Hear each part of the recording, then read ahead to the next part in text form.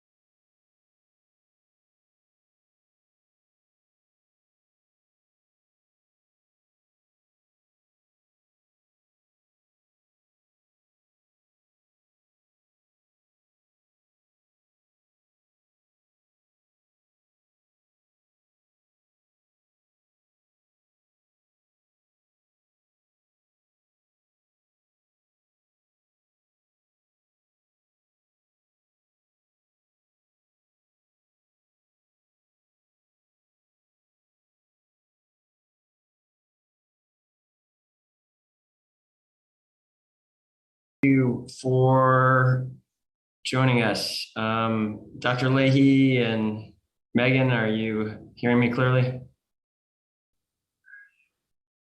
Great.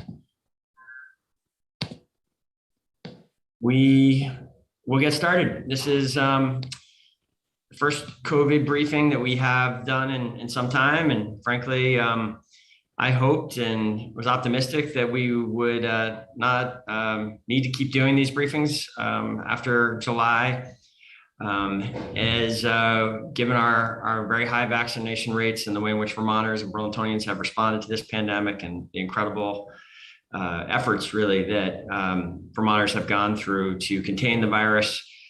And we are, I think it's very important to note, in a very different place than we were even a few months ago, with 85%, more than 85% in Chittenden County of eligible adults vaccinated. The chances of tragedy for the great majority of Burlingtonians and Vermonters is vastly less than it was even a few months ago.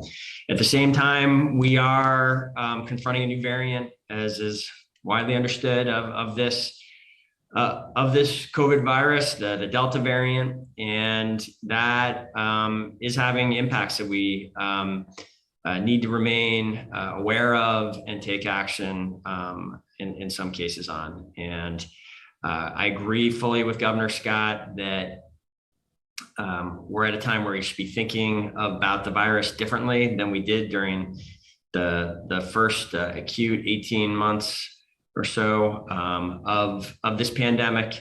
And at the same time, I think there's still quite, at this, as we are convening now at the end of August, there is quite a bit that Burlingtonians should be aware of. And that's why we've been invited Dr. Leahy from the UVM Medical Center to join us and to do what we have long done in these briefings: go through the data, try to understand together what is happening here locally in this region, and try to share the latest science and thinking about how we should be acting in this pandemic. I'm also joined by Megan Tuttle, who is our COVID-19 leader within the city of Burlington, and who, in addition to being a senior planner with the city. And Megan is going to help me, after we hear from Dr. Leahy, run through a number of updates that we have with respect to local interventions, COVID-related interventions. So, but before we get to that, I would like to say hello again to Dr. Leahy and turn over to you. We have a number of slides here that have data on them, and turn it over to you to sort of walk us through where we're currently at. Thank you, Dr. Leahy.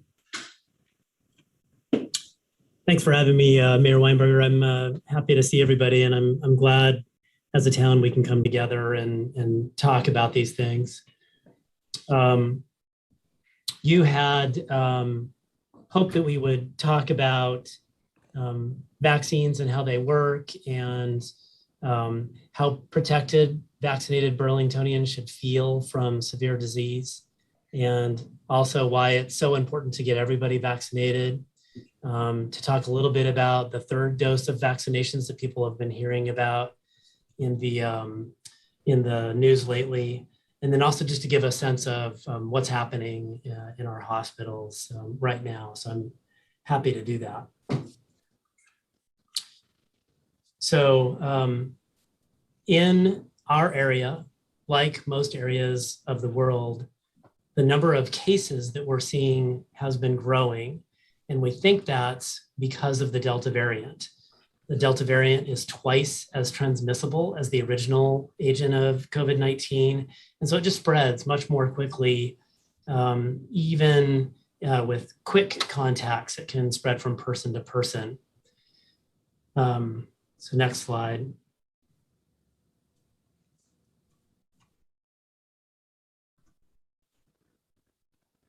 Who's advancing the slide? Can you, oh, there you go, thank you.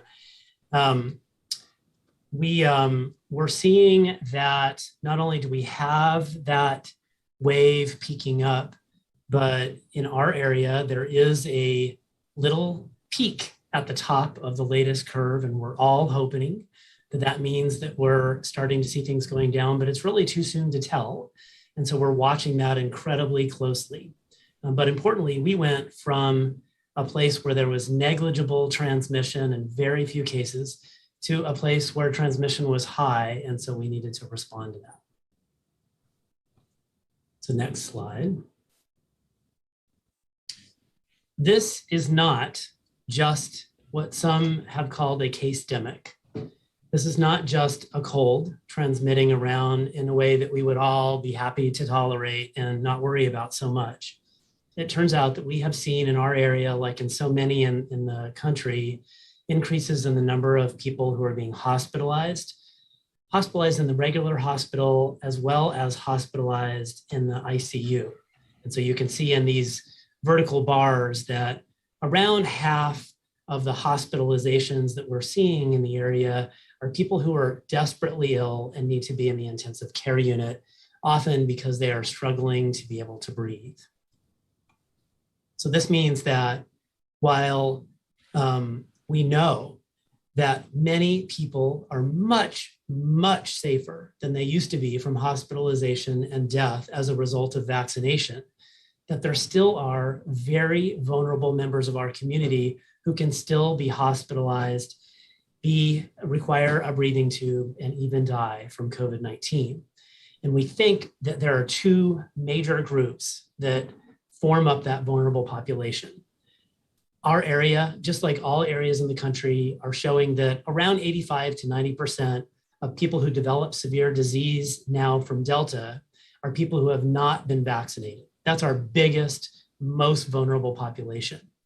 But in addition to that, there are also some people who are vaccinated who have reasons not to get a fantastic response to the vaccine. Maybe they had a kidney transplant, or maybe they have AIDS or leukemia, something that stops their body from having a great response to the vaccine. And those people also are at risk of hospitalization and death. So all of us are working to figure out how to protect them. Next slide.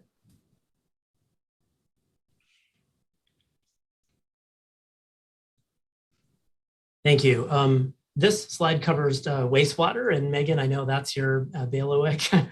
Yeah, I'm happy to help out here. Yeah, you're doing a great job. I can speak to this really briefly. So I think that the trends that Dr. Leahy is sharing with us about the change in the cases that we're experiencing in our region is something that's also being reflected in the amount of virus that we are finding in our wastewater. I think many people will remember that we started monitoring for the virus in our wastewater last fall. And, using this surveillance tool really helped us to understand and just how levels of virus were changing across the community. So we have been continuing to use this public health tool over the summer. And like our cases, after a period of time this summer where we were finding very low levels or undetectable levels of the virus in the wastewater, we have started to see a trend in the virus in our wastewater again in the past month. So this is something that we are seeing in particular in the North and Main wastewater treatment plants, which cover the majority of the city, and just helps us to understand that we are seeing more virus here in the community and helps us to continue to communicate about things like the importance of vaccination and testing and helping people find information about those resources here in Burlington.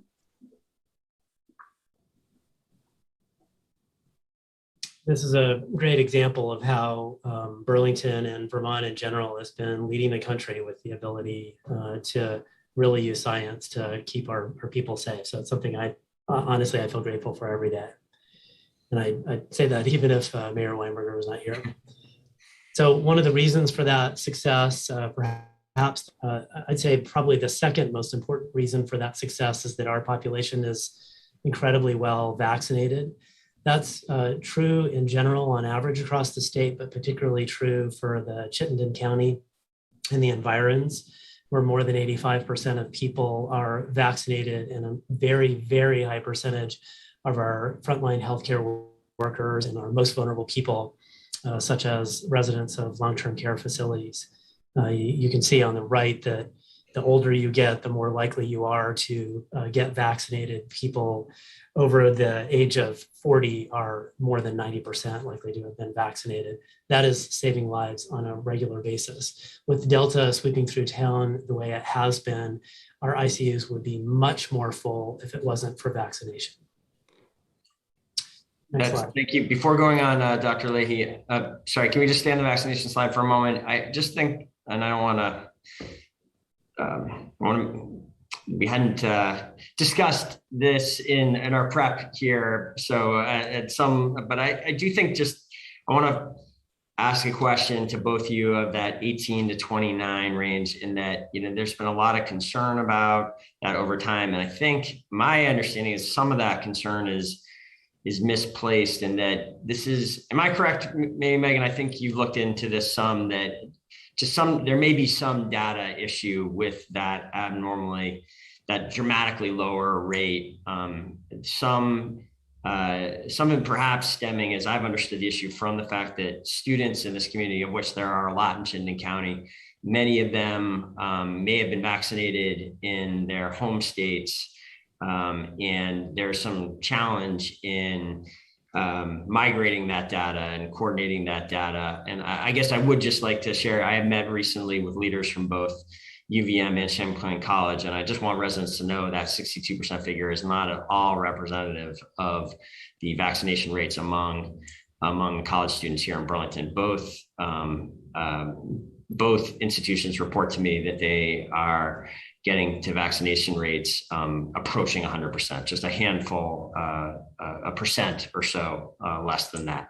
So, and those for students that have legitimate, documented exemptions, which I think is important as we start to get into that mid to late August frame of mind. Students coming back into this community, the last during the pandemic, when that happened, a lot of concern was raised. I think that should be a reassuring stat to Burlingtonians, and I don't want that figure on the chart to mislead people.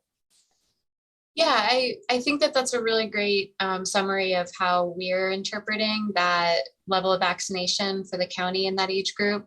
I do know that at a national level, we have seen that this age group has had lower vaccination rates than some of the other age groups, partially due to the timing of when they became eligible. And I think to some degree, some younger folks felt like they weren't as vulnerable. But there have been a lot of efforts going on to help reach out to that age group to get them vaccinated. We have seen progress made. We've seen this number going up over the last month in particular. And I do think that here in Burlington and in Chittenden County, I feel like we probably have a slightly higher rate of vaccination among the population that will be living here in a couple of weeks than what our data necessarily suggests, because of those policies by the institutions. Great. All right, Samantha, we can move on now. Dr. Lee, back to you. All right. So, I've been emphasizing how important vaccines are to protecting us. And that has been true from the very beginning, when we've been seeing that vaccinations offer incredible protection from hospitalization and death, which is the stuff we really care about. We also have known from the beginning that our vaccinations are fantastic, but they are not flawless at protecting people from infection. That is true of many vaccinations and true of COVID vaccine. In the beginning, before Delta came, we knew that even with the mRNA vaccines, that there was still around a 20% chance that somebody could still get infected, but they would just hardly even know it or have very, very mild symptoms. In the age of Delta, that remains true. There are still people who get infected from Delta. They are a little more likely to get infected from Delta, even though they've been vaccinated, than they would have been from the original variants. But they are still exhibiting extremely high protection from hospitalization and death. So to add that up, if you look on the right side of the slide, you can see that if you look at that little blue circle on the bottom right, there have been a very small slice of the people who are actually getting sick or dying from COVID who have actually been vaccinated people. It's extremely uncommon. And when you look at who is in that list of very uncommon vaccinated people who end up in the hospital or in the ICU, there is almost always an explanation medically for why their response to the vaccine wasn't high. So I've been asked by a number of patients, are these cases of infection that occur after vaccination a sign that it's not worth it to get the vaccination? And I think, oh my gosh, no, absolutely not. Does a seatbelt protect you from every single car crash? Consequence of a car crash, even if you're driving at 100 miles an hour? No, it's not perfect. But does a seatbelt save lives every single day? Absolutely. And the same thing is true of vaccines. Next slide.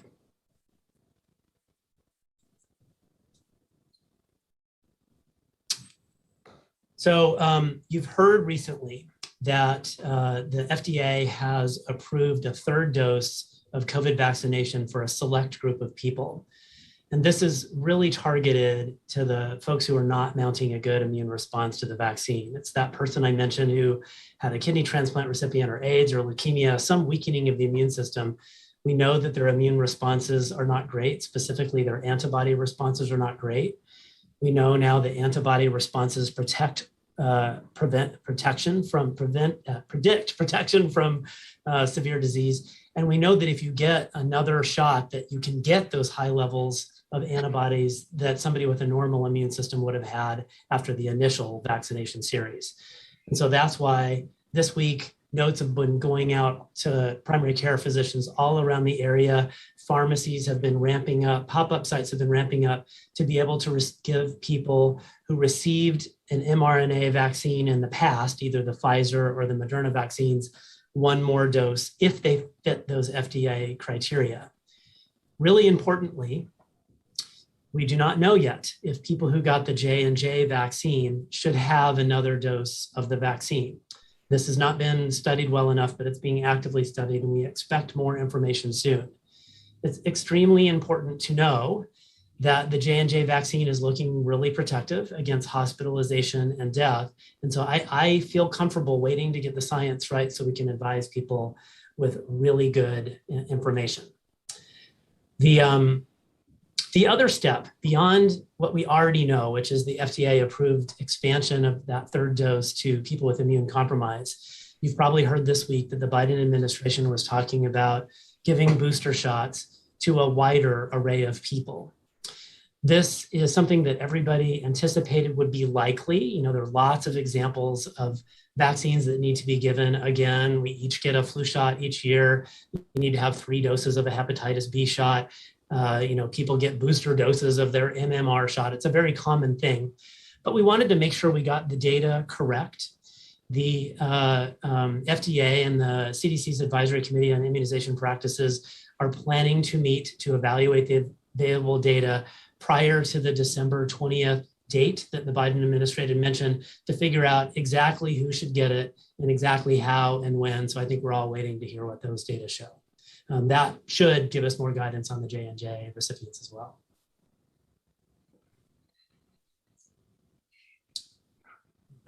We have one more, I think, 1 or 2 more. So why not just use vaccines? It's a pressing question. And, I'm sure I'm not alone in having really enjoyed going to the grocery store without a mask on, going out to eat into restaurants, including inside without a mask on, and just relaxing and have some normal life. I think we've all enjoyed that. And yet what we've seen are outbreaks of transmission occurring even among vaccinated people, causing serious disease in their neighbors who are not vaccinated or immunocompromised. That is happening even in really highly vaccinated places like Vermont. There's a great story of a wedding party that happened entirely outside in Houston, Texas, under a tent, 100% vaccinated people, but some of the more medically frail members of that wedding party ended up in the hospital and there was a death. As a result, we think that it's incredibly important to make sure we're vaccinating everybody, including giving an additional dose if it's needed, but also we know that there's going to need to be some targeted wearing of masks where there's risk that's high. That's not everywhere. I still think that taking a nice run or walk along the Burlington lakeside is a beautiful thing to do and safe. But if you're inside with a crowd, like at the grocery store, I think it makes sense to wear a mask, particularly if you're immune compromised and regardless of vaccination status. I'm hopeful that that's something that's going to be temporary, that we're going to get over this hump like we did in the past. We'll have more vaccinated people, more control of it. But the unfortunate truth is that we can't tell the future. We thought maybe we were done this summer. The information shows us that we're not. And so I think we have to sigh and put those stupid masks back on in places where our neighbors are at risk. Dr. Lee, thank you for thank you for all that.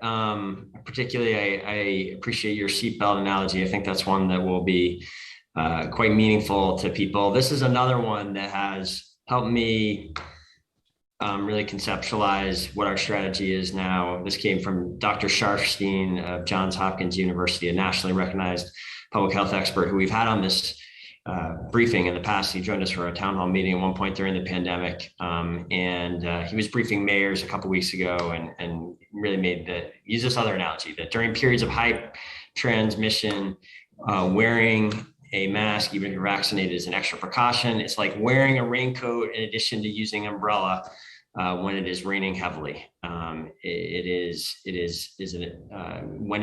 the rainstorm passes, as we are hopeful may well happen somewhat soon. The state has been modeling perhaps a significant reduction in September, towards mid to later part of September. We have seen that in some other parts of the world, the Delta spikes correlated with the Delta variant have been very steep on the way up and then also steep on the way down. So we can be hopeful that that is the pattern that we are going to see here.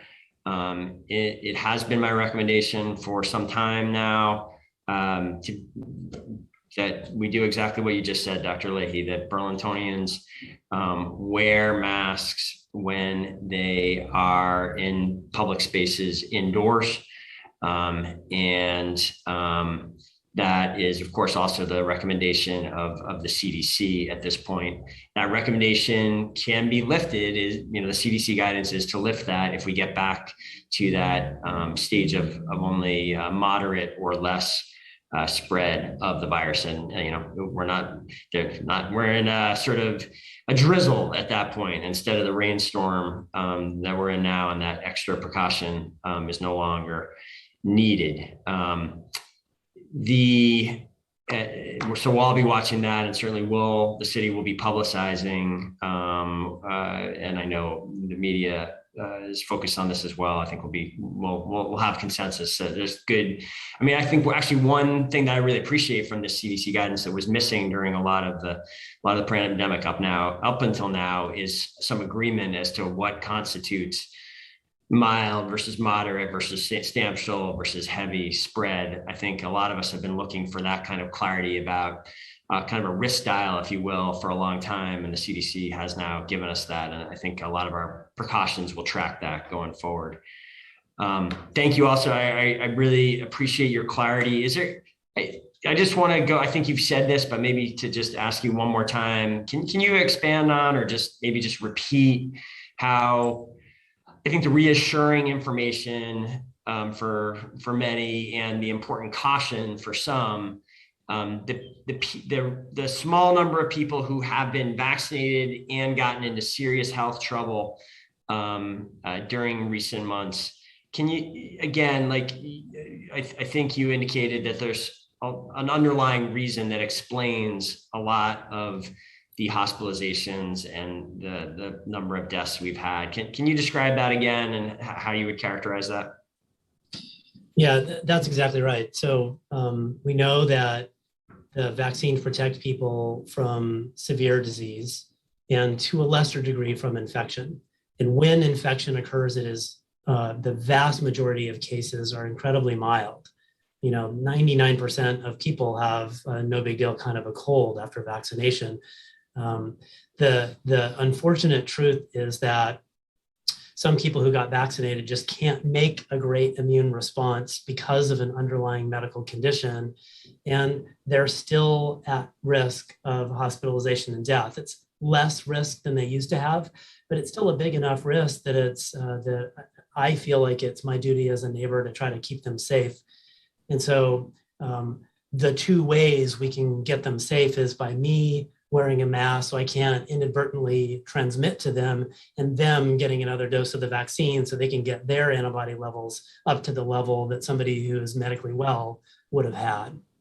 So, Dr. Leahy, do you think is age alone, one of those risk factors? I mean, should we be thinking of that sort of anyone over 80 is really, potentially in this heightened risk category, or is what you're seeing is, more than that, someone who really has some sort of established, I know one of the things that happens when we get older is our immune systems don't function as well, and we all have something of a compromised response. So is it people who are really at risk here have some condition that goes beyond that, or is, really advanced aging alone something to be pretty concerned about at this point? Yeah, the way the science on this works is that you sort of see the tip of the iceberg first, and then you start drilling down into how big is that thing underneath. What we know now, the tip of the iceberg, is that people with weakened immune systems clearly at the highest risk. I suspect that the rollout of third shots is going to look pretty similar to the rollout of those initial shots, where the science will show us that the people at the highest risk of not having complete protection are going to be not only immune compromised people, but people who are at advanced age, et cetera. And so we'll probably say, well, let's prioritize that group for a third dose. Let's prioritize this next group because of their risk. But that's exactly the sort of data that the FDA and the CDC are going to be looking at in the coming month. Great. Well, that's a good segue to this slide, which really speaks to that, speaks to this new information about boosters that has just been starting to come out over the last few days here. The FDA and CDC has signaled that they are considering a plan to recommend booster shots for really everyone who in America received the Pfizer or Moderna vaccines more than 8 months ago. There's clearly going to be a prioritization of who receives those boosters first, as you were just suggesting. And it's interesting to hear that you think it makes sense to me that it would mirror what we saw previously. And I think you already spoke to the Johnson & Johnson vaccine. So Samantha, if we could go to the next slide.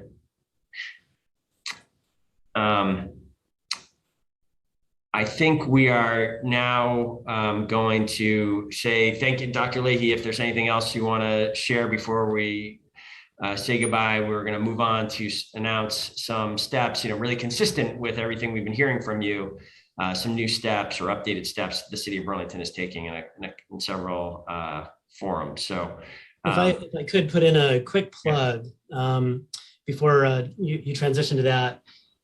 We've just been talking about ways that the neighbors of our most vulnerable Vermonters can help kind of be a ring of protection around them while they're getting their next dose of vaccine. And that, I think, is mostly about the mask wearing, et cetera, that we talked about. But importantly, we wanted just to reassure people, because we're getting a lot of questions about this at UVM Medical Center, that we are busy and we have made plans to be ready for these hospitalizations that are coming, and we are gonna handle it. We've got it. We are not gonna see the kinds of horror stories that we've seen in Alabama and elsewhere.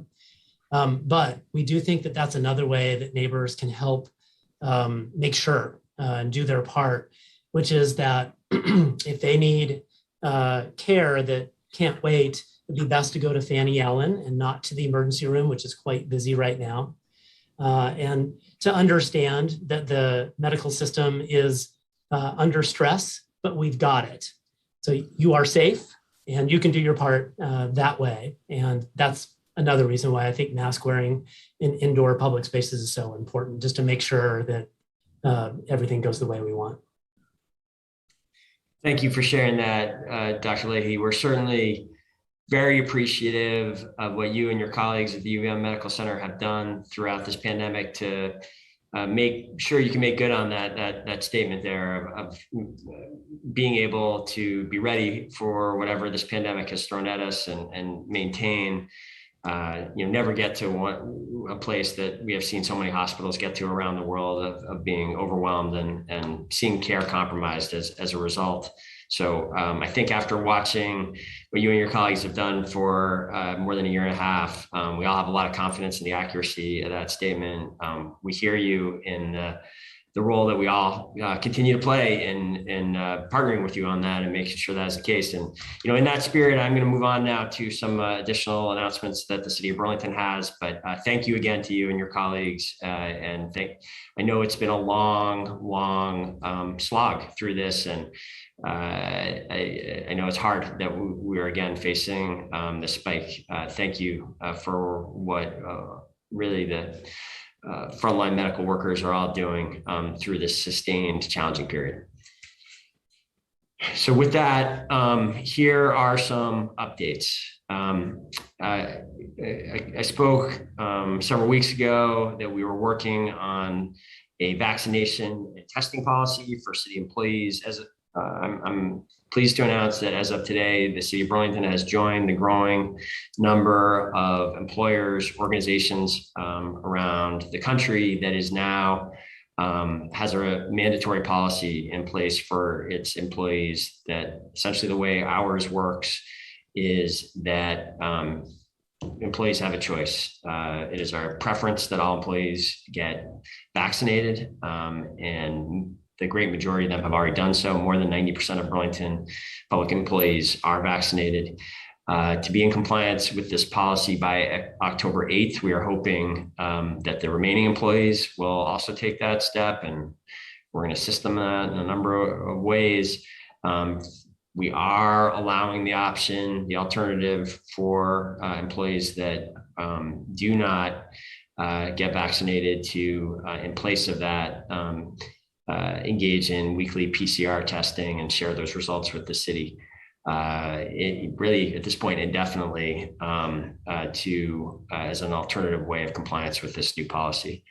This policy is something we've put quite a bit of work into. We've worked with our public employee unions to try to get an agreement about it. And frankly, we still have some discussion going on with them. It's possible there will be, we're still in a conversation, but the policy is now in place. And we'll be having an all employee discussion of this next week. And we will be posting this policy like other materials that we have created during the pandemic, so that other organizations can see the way we're doing it and consider, really, I hope all employers consider putting a comparable policy in place. And I know that many are. So hopefully this could be a helpful tool if you are one of those organizations.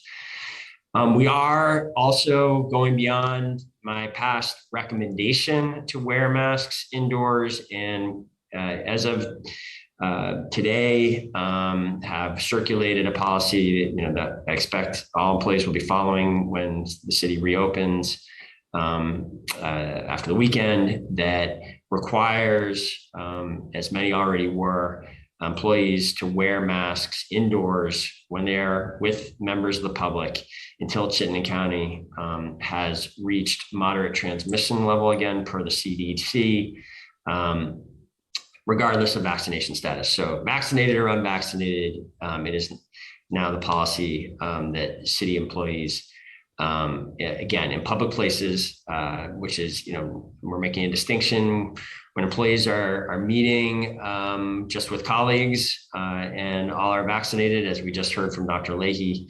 That is, a much less risky setting. But when we are in public and the vaccination status of everyone there is uncertain, city employees are now again required to wear masks. The University of Vermont, Champlain College, and the Burlington School District will return to school later this month. We continue, as we have throughout the pandemic, to coordinate and communicate with those partner organizations. And I know that all of them are can continue to be quite focused on COVID and COVID mitigation strategies. All the schools will require masks indoors, regardless of vaccination status. And UVM and Champlain College require students to be vaccinated or tested weekly if they are comparable to the city policy, either be vaccinated or tested weekly. And they're also requiring pre-arrival testing and testing upon return. So I think there's a lot of reason to be quite optimistic that any potential virus re-entering, entering the community as a result of students coming here from other regions will be well controlled and quickly caught. We are considering going further and going beyond, having some kind of reinstatement of a mask mandate, as we had through much of the pandemic, or a policy like that. And to achieve that, we would need the partnership of local businesses and organizations. And I do intend to convene a town hall next week with local businesses and nonprofits to discuss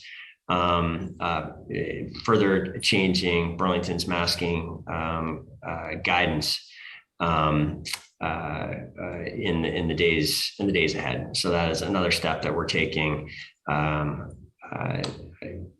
next week. If we could go to the next slide, Samantha. And I guess I would just, is there anything you want to add?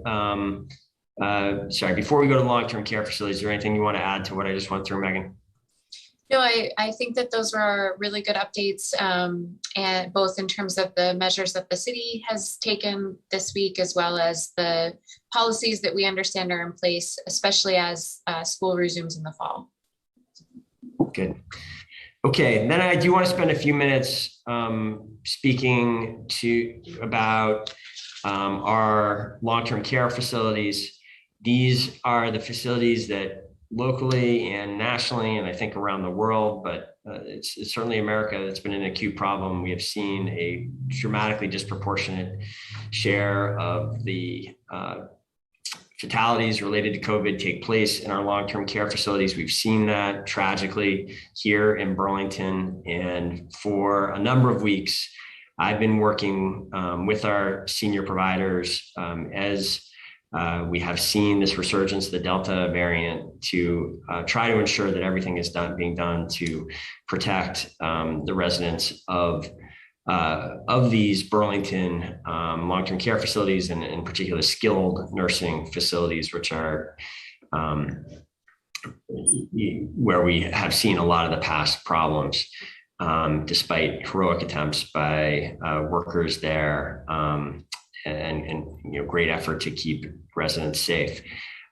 We convened a meeting. I convened a meeting of, this is something we've done throughout the pandemic, but we called a special urgent meeting several weeks ago as Delta was starting to spike, and as we were starting to get more information about the possible diminishment of some vaccine effectiveness over time that Dr. Leahy was just speaking to, and the fact that particularly the very elderly may be at some heightened risk despite already despite their vaccination status.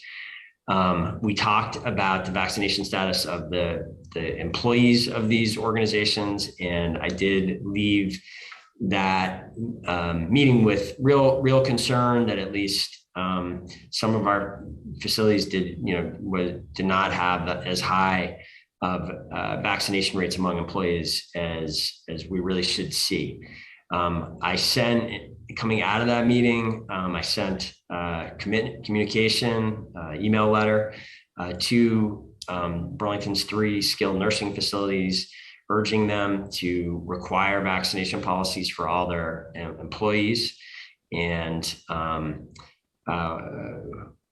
then took the further step after consultation with with Dr. Levine, and just today ordered our city health officer, to visit and observe what was going on in the COVID in these skilled nursing facilities with respect to COVID-19 protocols. Those are regulated facilities. The city is not generally their regulator for most elements of the activities going on there. And I was very pleased to see that the main regulator, or one of the main regulators, the federal government, will be requiring staff in facilities receiving Medicare and Medicaid dollars to have fully vaccinated employees. As soon, and it's the belief, and this has been fluid and emerging, it's belief that that requirement will be in place by the latter half of September. I didn't want to wait until the end of September to know that there was real care and attention being paid to the current risks in Burlington skilled nursing facilities. And if we can go to the next slide, I am pleased that the report back from our health officer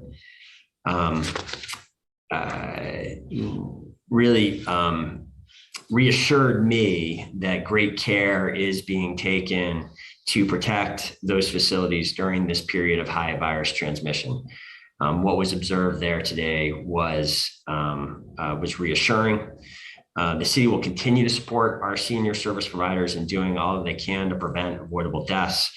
And I want the families of the elderly residents of Burlington facilities to know that we will continue to work with the management in those facilities and the state to ensure that everything possible is done to keep your loved ones safe. When I say it was reassuring, to give some of the details of what was observed, is that the vaccination rates in those three facilities among employees is documented and has risen in recent weeks since there has been increased attention to this issue. All three of them now have vaccination rates among employees that I believe is at least 84, 85%. A couple of them are over 90%. Further, visitors to those, there was a good regulated system for ensuring that visitors were talked to, and that the question of vaccination status for visitors at least being asked, and I think proof of vaccination is being requested. And finally, there seems to be high compliance with indoor masking in those facilities, which in those facilities is a requirement by other regulatory measures, and it seems like there's a high level of compliance there. So that is the update that we have, and I know we do have a number of members of the media with us, and we'd be happy to answer questions if there are any about the updates announced today. Mayor, the first member of the media with a question is Cam Smith from WCAX. Cam, I've enabled your microphone, so you just need to unmute. Awesome. Can you guys hear me? You can, Cam, go ahead. Awesome. So Mayor Weinberger, obviously kind of looking at the numbers last summer, compared to now, obviously there's a lot of spikes. The numbers are way up. Is that solely just because of the variant, or is there something else there, especially with vaccination rates so high?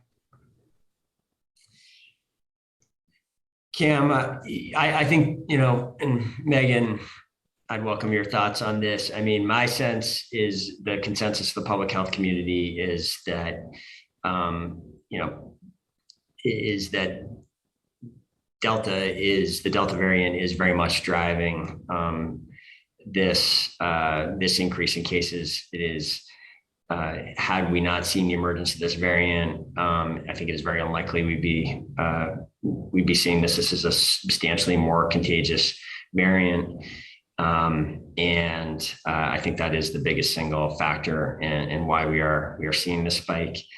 I hope this spike is, I just think it is important whenever we talk about this spike and compare it to past numbers, I think it is important to realize that while we are also seeing some increase in hospitalizations and tragically even some deaths, the rate of those really devastating outcomes is much different than previously, and we are because of the outstanding efforts of Vermonters in a much safer place than we were, even with this uptick. People should be reassured this is a different pandemic now, and in really important ways. Despite the increase in cases, we are vastly safer. Megan, would you like to add to that? No, I don't have anything to add. I think that from the work that we've been doing, I think that you've laid out very well our understanding. Back to you, Samantha. Are there additional questions? Yes, the next question, sorry, oh my gosh, sorry. I'm rusty with the virtual briefings. The next question is from Liam with VPR. I just need to find Liam. Welcome, Liam. Nice to be with you again. Yeah, you too. You said you sent the town health officer in to check on these skilled nursing facilities. What skilled nursing facilities were those? And what exactly was concerning to you that you sent in the town health officer to those facilities? Yeah, Liam, we have 3 skilled nursing facilities in Burlington. They are commonly referred to as, well, one of them used to be referred to as Burlington Health and Rehab. It's now Queen City Health and Rehab is my understanding of the name change. And then also Elderwood and Birchwood are the kind of common names for the 3 of them. And my concern, has been one, again, I put out a statement about several weeks ago. I was concerned about the intersection between the possible waning effectiveness in very elderly, immunocompromised populations, combined with the fact that we do not have 100% vaccination rates among employees in these facilities. In fact, one of them had vaccination rates when this conversation began to be our focus of under 80%, in the mid 70s. And we had some scares in that there had been confirmed positives of employees in facilities, and there had been, we have seen some infected residents. And having lived through what we've seen here in Burlington, I want to make sure we are doing everything we can to protect those residents. And I was concerned, in particular about the lagging vaccination rates. So we sent this letter urging these employers to put some kind of vaccination mandate in place, and was encouraged to get confirmation today with the health officer inspector that all 3 institutions do now have either a policy similar to the one the city announced. All employees are required to either be vaccinated or to be receiving weekly testing and sending the results of those tests to the employers. And all 3 are aware of these brand new Medicare, Medicaid regulations. And my understanding is taking steps towards ensuring that all employees are vaccinated consistent with those regulations in the month of September. So I think we've seen some progress, real meaningful progress in this area, which I do find reassuring. Okay, yeah, I just was trying to understand a little bit more of the decision to send the town health officer in. I think that kind of clarified that. It just struck me as, did you not feel like the federal regulators were taking an active enough role, or had you heard specific complaints of non-compliance at these facilities? I'm not aware that the town health officers, would be going in for, or having all the information about COVID protocols and what, I guess, Did you not think the feds were doing enough? I wanted to know directly what was going on. We had sent this written communication to the institutions and not heard back. I am not clear what, the federal regulations are new and are not in effect yet. So no, I did not think that those were protections enough during this period where, again, it's raining hard out there right now. I didn't want to wait till late September to know that this critical matter of employee vaccination was being addressed. And again, we had concerning data from as recently as a few weeks ago that at least in one of the facilities, less than 80% of the employees were vaccinated. So it was a combination of those factors. You're right. I don't know that this is not something we have done previously in the pandemic.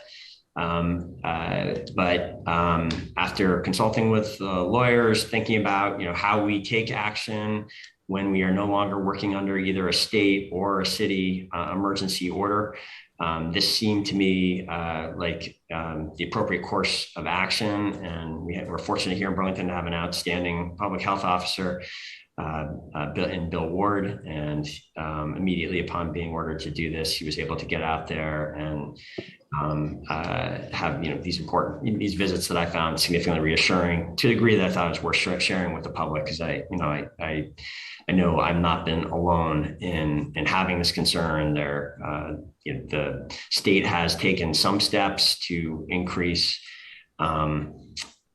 vaccination requirements in some institutions in the state that the governor is directly responsible for, but those new steps did not apply directly to Burlington's skilled nursing facilities. So that's why I took the step that we did today. Great, thank you. Great. And next we have Pat Bradley from WAMC. Good afternoon, Mayor. Hey, Pat, nice to hear from you always. Welcome. Yeah, well, I was in Burlington yesterday. It was good to be in the city, so. You like hearing that? Good. Yeah. This may be a question for Megan, since Dr. Leahy isn't on the conference anymore. I was hoping to get some clarification on a couple of charts that were shown earlier. In the chart showing the wastewater tracking, it didn't, from what I could see on my computer, it didn't show a downturn starting right now. But in a chart that Dr. Leahy showed, there was the beginning of a slight decline. So can you kind of clarify why there's that dichotomy at all? I can speak to how we use the wastewater data. And one thing I think to note is that some of the data that Dr. Leahy referenced showing that little bit of a tick down in cases is from this week, the most recent days of this week. So our wastewater data that you see here on the screen is through August 11th. So this data, we may not have the readings yet that would help us see kind of a more recent time period, like the case data that we have. In general, though, we look at the wastewater data as a trend. We don't necessarily read this to suggest a number of cases that we might see in Burlington or expect it to necessarily align directly with the case data. We look at how the trends in the presence of the virus is appearing over time to help us understand if we are seeing more or less virus in the city. So again, this data is a little bit older than some of the case data that we shared with you today. That makes sense then. Thanks a lot for clarifying that. And that was basically my question. Thanks. Just one more distinction perhaps worth noting on that, Pat, is, of course, the wastewater data is Burlington only data, whereas the infection data where it looked like perhaps, hopefully we are seeing a peak and the start of a drop, that is countywide data. So sometimes there's a lot of correlation between the city and the county, but it's not uncommon for there to be some variance there as well. So, just something else to keep in mind about those numbers. Okay, great. Thank you. Okay, and last we have Derek. Hey, Derek. Welcome. Hello, Mayor. My question is, how did the city determine the October 8th date for the employee vaccine mandate to take effect? Why not do that sooner? Well, the policy is in place as of today. The October 8th date is correlated with that, is related to that in the sense that we wanted to, the October 8th, we want to set a date where an employee who has not yet taken any steps to become vaccinated could be fully vaccinated by October 8th. And so that's the expectation, is that by October 8th, you'd be fully vaccinated. And so given that we are starting it now, that seemed like the reasonable date to set the full date to take effect. And I think that, I think that does that explain? Yeah, that helps clarify for me.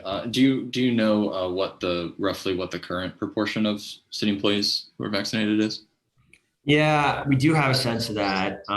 This is something we've been focused on and measuring for some time, and we did,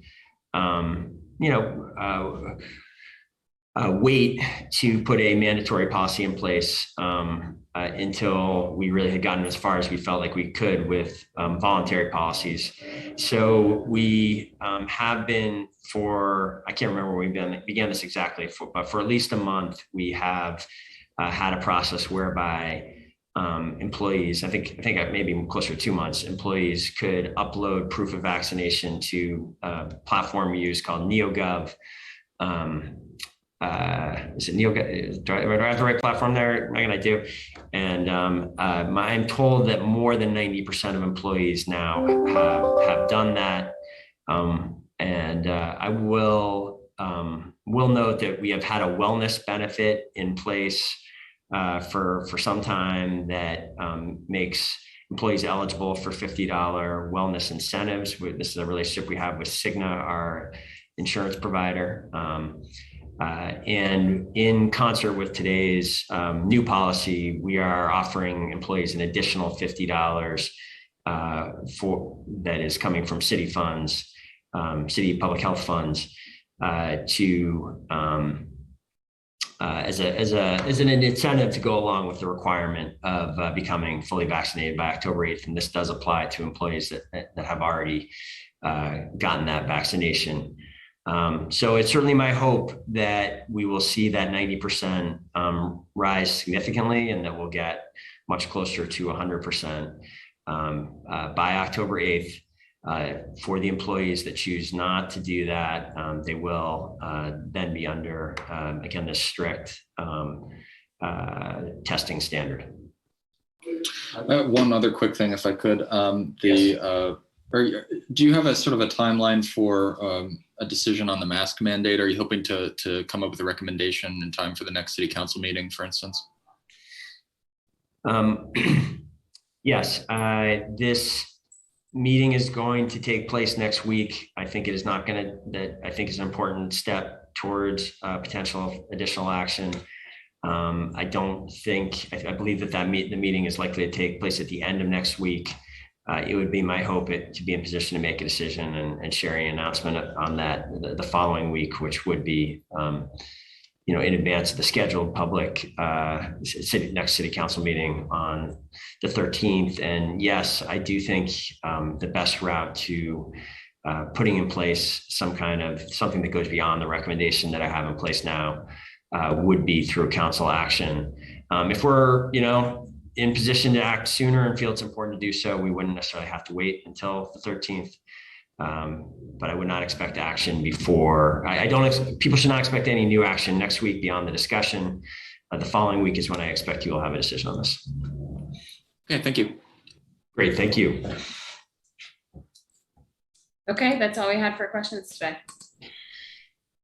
Great, thanks everyone. Appreciate you tuning in once again. Thank you again to Megan. Thanks for stepping into this role in addition to your very significant other responsibilities. And thank you to Dr. Leahy, kind of pinch hitting for Dr. Leffler on this briefing, and did an outstanding job. So we will continue to keep you posted. Take care.